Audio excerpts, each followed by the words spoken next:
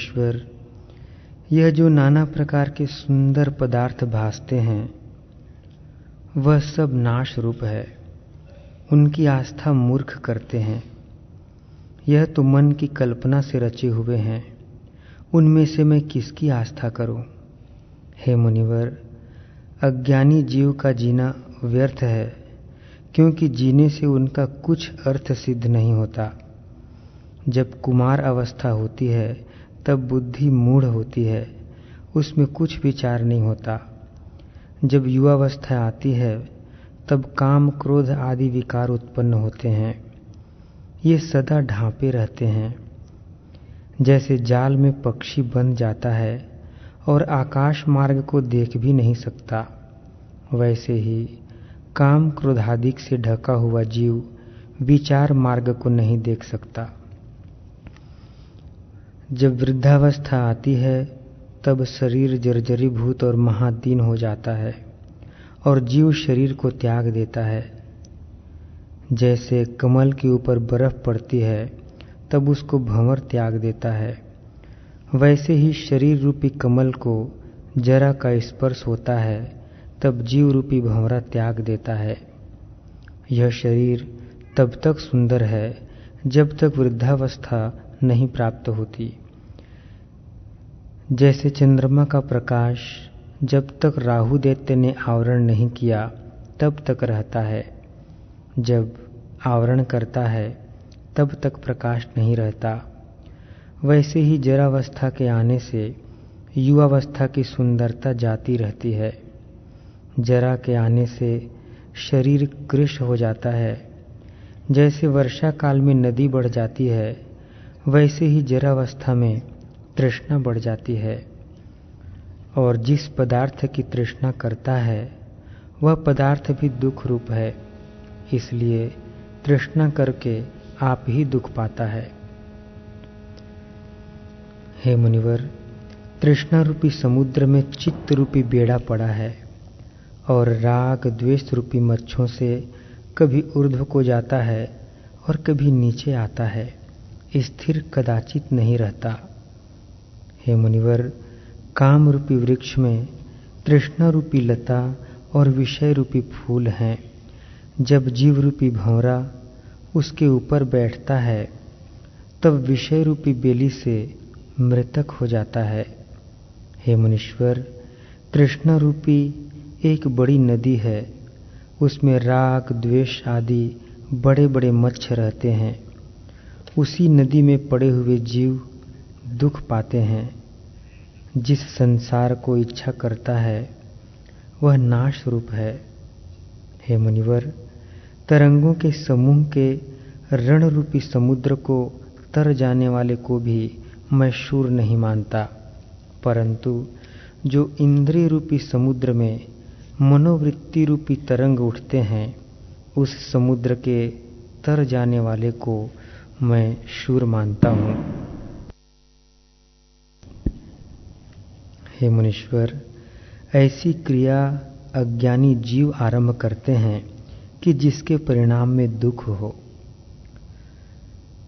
जिसके परिणाम में सुख है उसका आरंभ वे नहीं करते और काम के अर्थ की धारणा करते हैं।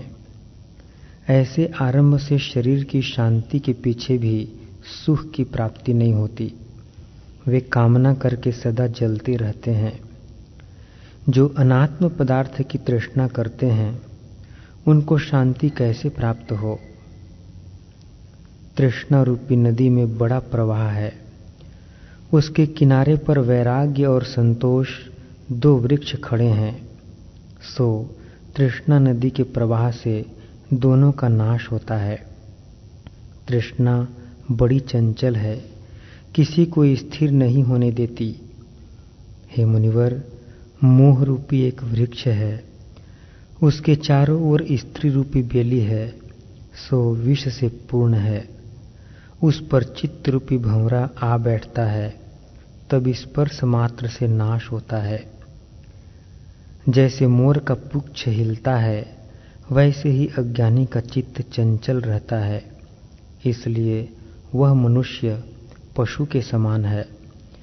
जैसे पशु दिन को जंगल में जा आहार करते और चलते फिरते हैं और रात्रि को घर में आए खूंटे से बांधे जाते हैं, वैसे ही मूर्ख मनुष्य भी दिन को घर छोड़ के व्यवहार में फिरते हैं और रात्रि को आ अपने घर में स्थिर होते हैं, पर इससे परमार्थ की कुछ सिद्धि नहीं होती। वे अपना जीवन व्यर्थ गंवाते हैं। हे मुनीश्वर, बाल्यावस्था में तो शून्य रहता है और युवावस्था में काम से उन्मत्त होता है। उस काम से चित्त रूपी उन्मत्त हस्ती स्त्री रूपी कंदरा में जा स्थिर होता है, पर वह भी क्षणभंगुर है। फिर वृद्धावस्था आती है, उससे शरीर कृश हो जाता है। जैसे बर्फ से कमल जर्जरी भाव को प्राप्त होता है, वैसे ही जरा से शरीर जर्जरी भाव को प्राप्त होता है और सब अंग क्षीण हो जाते हैं, पर एक तृष्णा बढ़ जाती है। यह जीव मनुष्य रूपी पर्वत पर आकाश के फल रूपी जगत के पदार्थों की इच्छा करता है, सो नीचे गिर राग द्वेष रूपी कंटक के वृक्ष में जा पड़ेगा। जितने जगत के पदार्थ हैं वह सब आकाश के फूल की नाई नाशवान है। इनमें आस्था करनी मूर्खता है।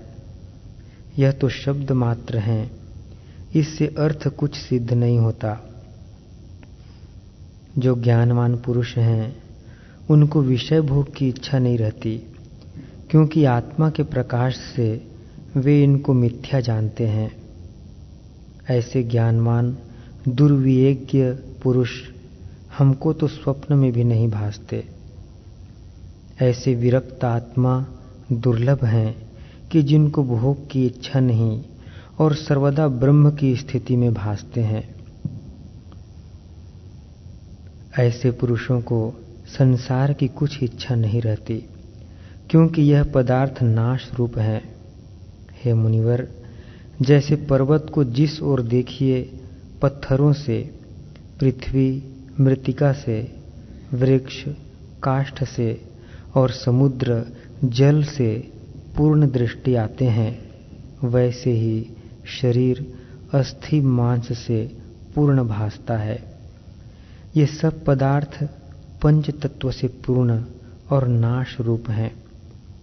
ऐसा जानकर ज्ञानी किसी की इच्छा नहीं करता। यह जगत सब नाश रूप है, देखते ही देखते नष्ट हो जाता है। हे मुनीश्वर, मैं उसमें किसका आश्रय करके सुख पाऊं? जब युगों की सहस्त्र चौकड़ी व्यतीत होती है तब ब्रह्मा का दिन होता है। उस दिन के क्षय होने से जगत का प्रलय होता है और ब्रह्मा भी काल पाकर नष्ट हो जाता है। ब्रह्मा भी जितने हो गए हैं उनकी संख्या नहीं हो सकती।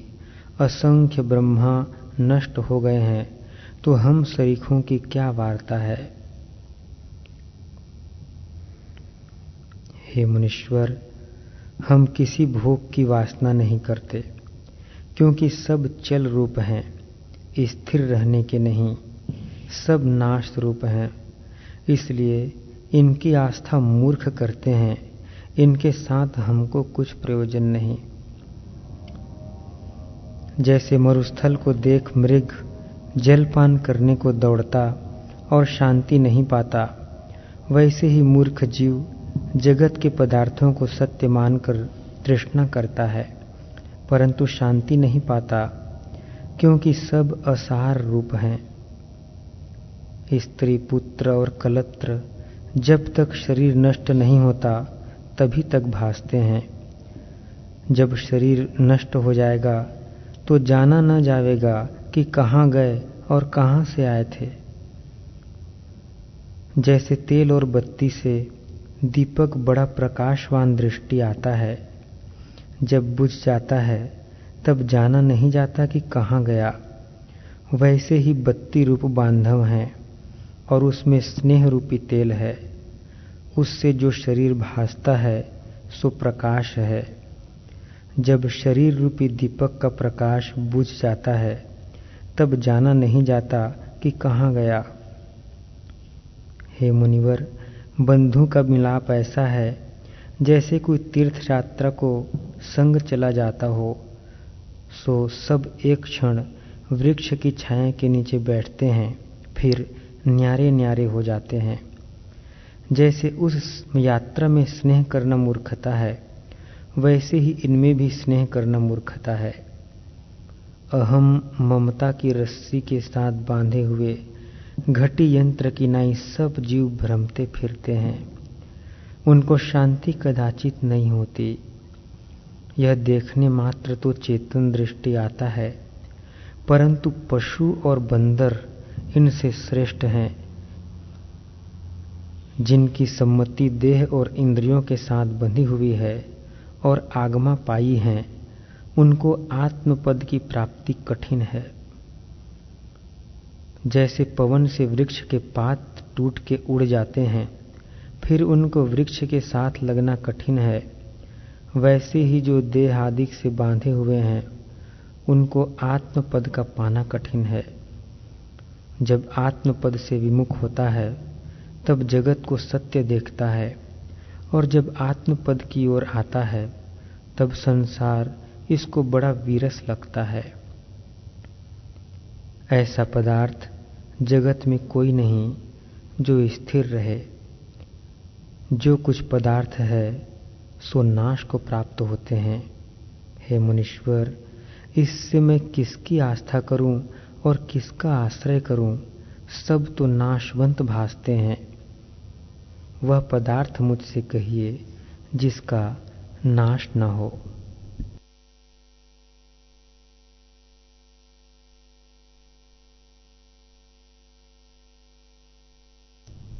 हरि ओम।